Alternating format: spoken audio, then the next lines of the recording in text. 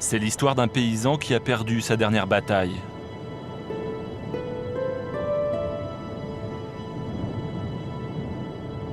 Selon un vieux proverbe paysan de la région, quand le soleil a des pattes, c'est signe d'orage. Didier a 115 000 € de dette, une somme qu'il doit aux banques et à ses fournisseurs. Le tribunal du Mans vient de prononcer la liquidation judiciaire, tout est saisi. Demain, Didier ne sera plus paysan, il va perdre sa ferme et ses bêtes. Je sais qu'elles vont partir d'ici 2-3 jours, il n'y en aura plus. Il n'y aura plus rien. Plus rien à l'entendre. Plus rien à faire. Qu'à se tourner les pouces. Ça me bouffe un peu.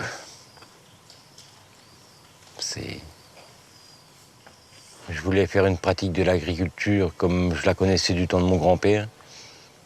Moi, mes bêtes, elles avaient que du foin et de l'herbe. Pas d'aliments, rien de tout ça. Maintenant, ça, ils en veulent pas. Ça produit pas assez vite. On est trop lent. Moi, pour faire une bonne bête, il faut 4 ans. Que maintenant, ils vous font des bêtes en 18 mois. On essaye de faire notre boulot du mieux possible. Et puis, à l'autre bout, t'as les bâtons qui nous tombent dans les roues par tous les bouts. Dès que t'as un emmerdement, c'est fini, puis personne n'est là.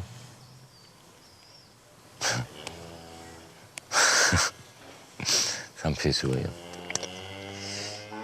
Et pourtant, je devrais pas.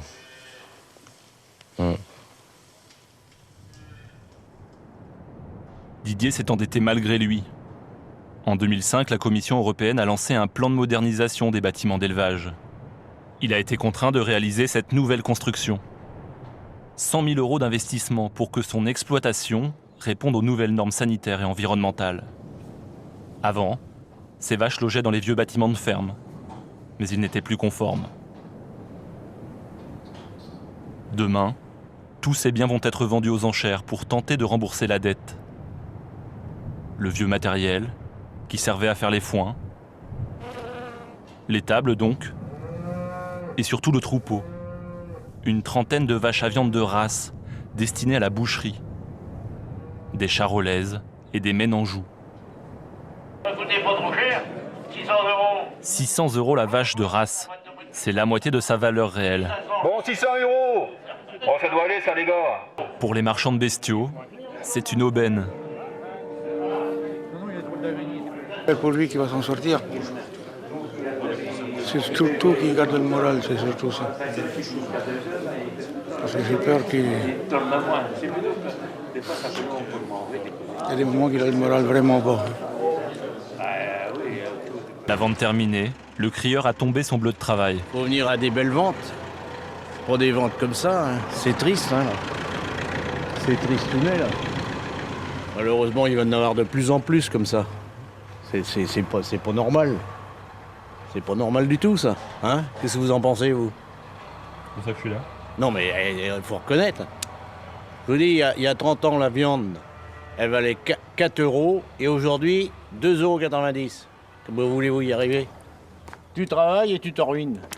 C'est pas possible.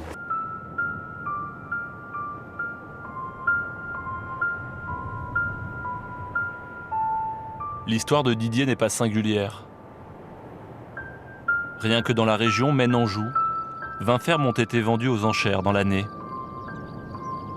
Les bâtisses sont abandonnées.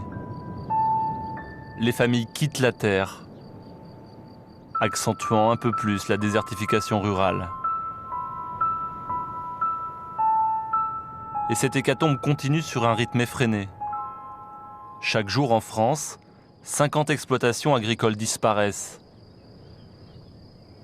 Le désespoir est tel que certains paysans en viennent parfois à commettre l'irréparable et mettre fin à leur jour. C'est la profession la plus touchée par le suicide. Aucun chiffre officiel n'est disponible, mais on estime que chaque jour en France, 2 agriculteurs se donnent la mort. Nous avons voulu prendre des nouvelles de Didier.